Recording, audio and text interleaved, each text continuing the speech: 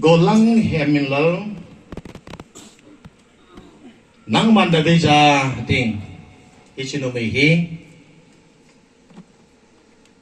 naziding le nakichen pidinga nang man nasan hinam nge kanome kipaumen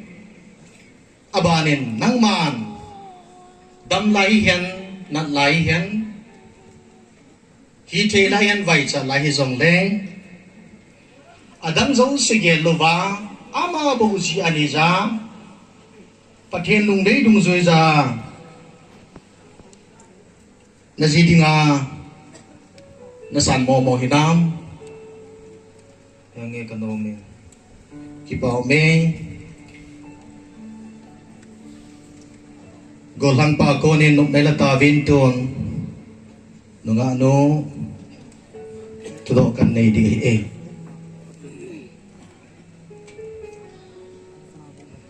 nunga alam ko ni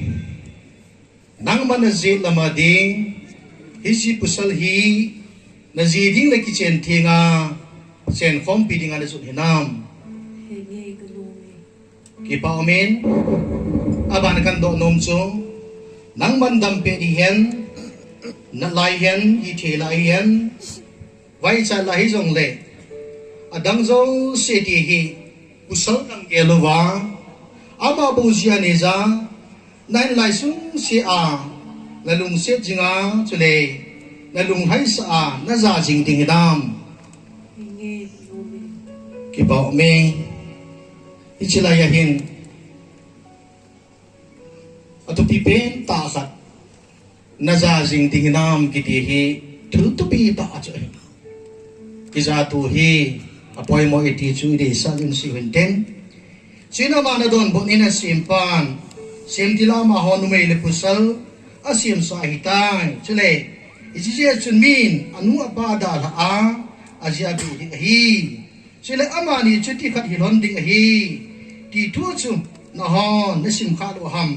Jason patina gop sa cho memen sukhen hi hen patina tu mal so men lang